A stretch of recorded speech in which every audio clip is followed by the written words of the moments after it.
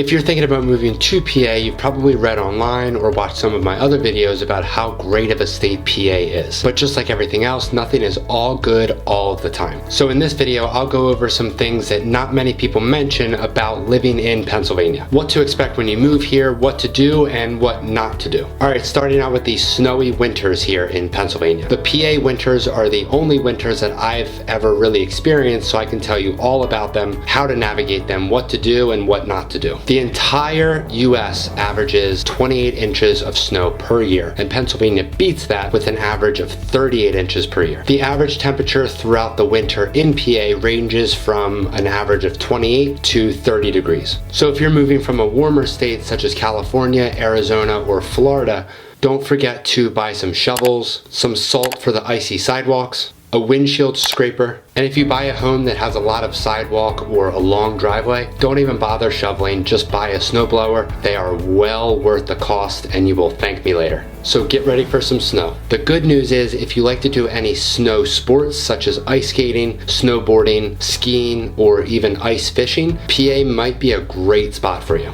Along with the supplies that you need to buy to prepare for the snow, if you're planning on selling your car before you make the move to PA with the idea that you'll just buy a new car when you get here, keep these couple things in mind. Number one, seat warmers are an absolute must. If you end up buying a home without a garage, then that means that you need to clear off your car before leaving the house. And by the time that you're done cleaning off your car, you're practically going to be frozen. So having those seat warmers will definitely come in hand. And if you plan on buying a new car once you're here in PA, four-wheel drive is always a great option. When I'm out driving in the snow, a lot of the cars that I see sliding all over the place are actually the trucks, because the whole back bed part of the truck is completely empty. So there's really not much weight. So ideally, if you're gonna get a new car, I would definitely try to get a four-wheel drive car or SUV. To round out the topic of snow and driving in the snow, if you have never driven in snow before, or it's been a long time since you've driven in the snow, it definitely would not hurt for you to wait till it snows and drive to maybe an empty parking lot so you can practice, get used to how long it takes to stop, what to do if you start to slide, because everybody thinks they know how to drive in the snow until they're sliding down the road. Alright, so the next thing that we have to talk about is the dreaded Pennsylvania roads. It feels like the roads in Pennsylvania are always being worked on, and that's mostly because of all of the potholes that we get here. Pennsylvania was ranked as the 9th worst state for potholes. It's almost completely normal and common to just blow out a couple tires, dent some rims throughout the winter from hitting these potholes. I have blown out so many, especially when it snows, because the snow can fill in the pothole, and what looks to be a little divot in the road could be a huge pothole, and before you know it, you're on the side of the road changing your tire. Some potholes can be so big that people sometimes put traffic cones inside the pothole, so whether it's dark out or whether it snows, you can still see that it's a huge pothole. Potholes are so common here because of how quickly the weather can change. So if the snow starts to melt, all of the water from that snow gets into the little cracks in the road, and then when that water freezes again, it expands, which makes a huge pothole. Alright, next let's talk about the wildlife in PA. Depending on where in the state you end up living, you could see black bears, but surprisingly they aren't that vicious. All they want to do is dig through your trash and eat your food. It's the brown bears that are vicious because they are very territorial. You probably don't have to worry about any bears unless you live in the mountainous areas of PA, except for this one time that there was a bear that was wandering through Bucks County. Danielle lives a couple of doors down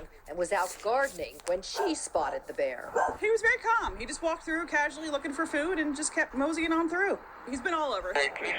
Probably the most common wildlife that you'll see down closer to the Philadelphia metro area are deer. A whole bunch of deer. And the thing about deer is they're not very smart. So if you see a deer standing on the side of the road, you'll probably think the deer sees a car coming, so they'll run the opposite way. Nope, not at all. They'll probably run right in front of you. And some more wildlife that you'll see are raccoons, foxes, and skunks. The raccoons and foxes can be pretty vicious if you get too close. And if you have a small dog, don't leave it in your backyard at night for too long because a fox might get it. Alright, now let's talk about your home, because just like different areas of the country, there are different home styles and different things to expect. So for your home in PA, make sure it's insulated enough, because as you know, it can get very cold here in the winters. The heating system in your home is also very important as well. I always recommend my clients to get your heating and air conditioning systems cleaned at least once a year, and change the air filter of those systems twice a year, once at the end of summer and once at the end of winter. A lot of people in PA are very conscious about what type of heating fuel a home may have, from natural gas to propane to electric to oil and sometimes even solar. Some of those heating fuels are definitely more desirable than others, so make sure to ask your real estate agent before you buy your home which heating fuel that specific house has. Or if I'm your real estate agent, don't worry about it, that's something we will go over no matter what. If you're moving from a state that is warm all year round and you're used to pools, you might want to buy a home in PA that has a pool, but before you do that, I would definitely reconsider. You might actually be shocked that a lot of Pennsylvania home buyers would prefer homes that have no pool compared to homes that do have a pool. So for resale someday, it might be better to buy a home that doesn't have a pool, because pools can be a lot of money and a lot of effort to maintain it just to use it a couple months throughout the year. I made a video all about homes in Pennsylvania compared to homes that are all throughout the country and what makes homes here different. So before you buy a home in Pennsylvania, make sure to watch that video next. If you're thinking about moving to Pennsylvania, I would love to be your real estate resource of choice. If you want to see more videos all about Pennsylvania, the Philadelphia metro area, the different counties, and the different towns, please hit subscribe. And until then, I will see you on one of these two videos.